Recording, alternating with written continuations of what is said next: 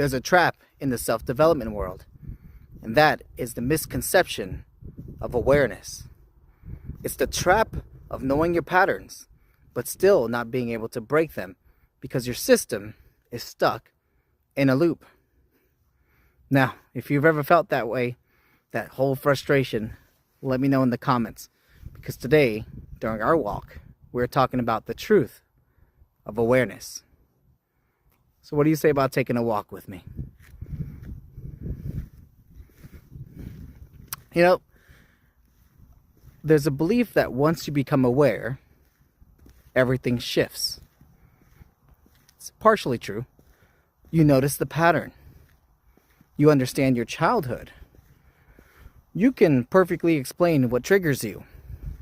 You are aware of the situations or personalities that bring about the best or worst in you.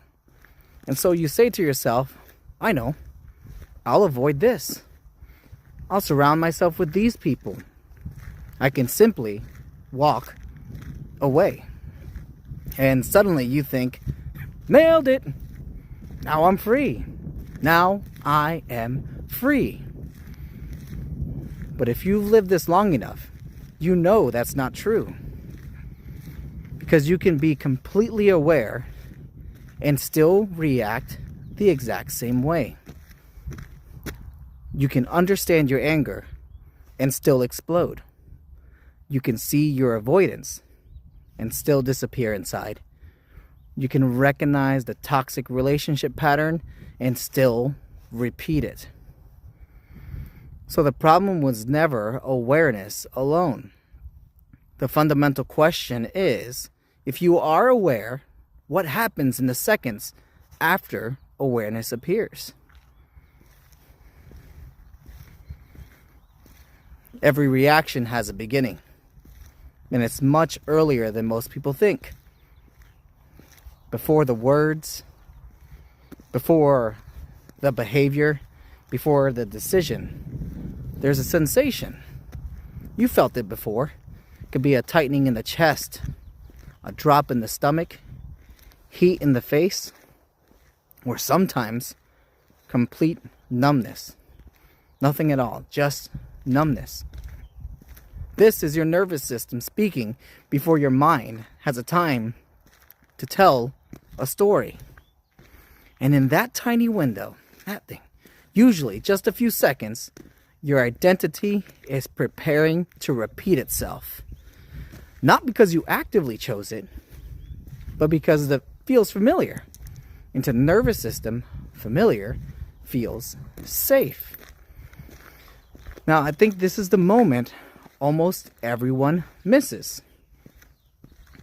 Because it's uncomfortable. And what does that do? Discomfort does a number of things. It can make us move real fast. It freezes us or makes a fool of us.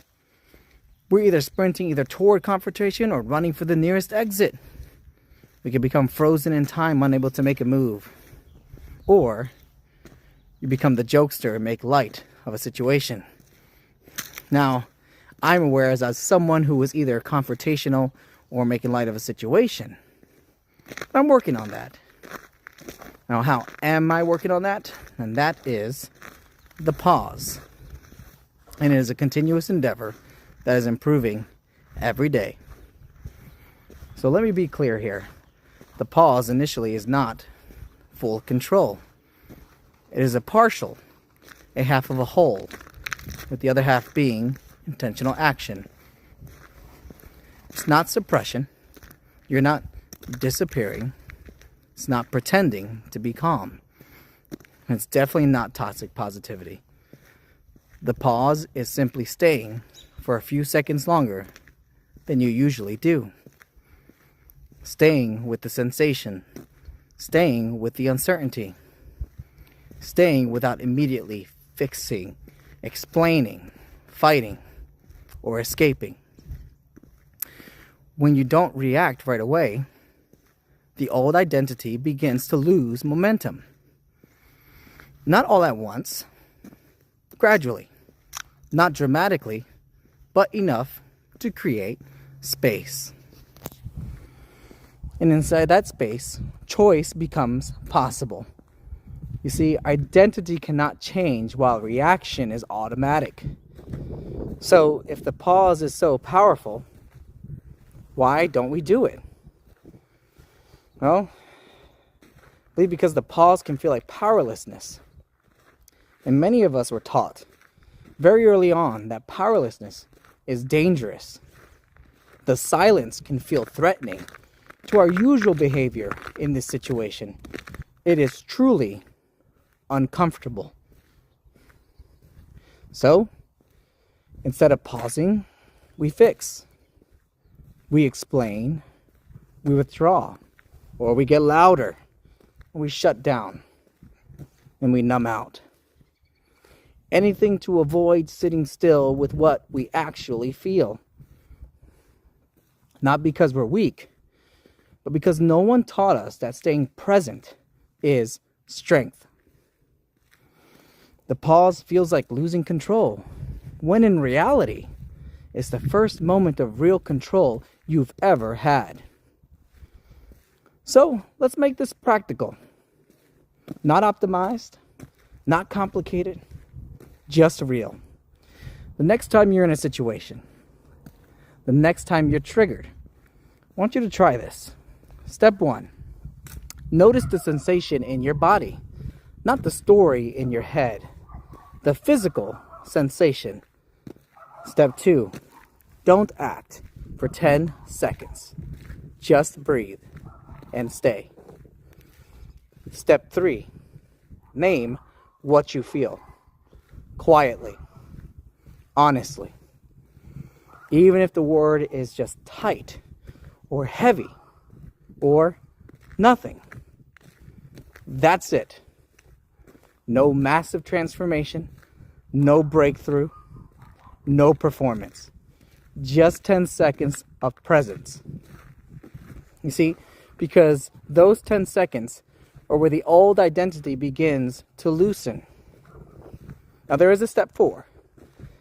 Step 4 is intentional action. Now this is usually the action you wished you took when the moment is already over. Something that you've thought about post-event. Not always, but usually. Most people think, though, change starts with a big, dramatic decision. But real change is quieter than that. It starts in a moment so small, most people never notice it. Just remember, silent and listen are spelled using the same letters. Use the silent to listen to yourself. A breath, a sensation, a pause. And inside that pause is the life you've been repeating, and the life that's actually possible, standing side by side for the first time. If you've enjoyed our walk together, leave a comment below. Like and subscribe if you want to keep walking with me. Coaching is also available in the link in the comments below in the description. My name is Gio, and as always, thank you for the company.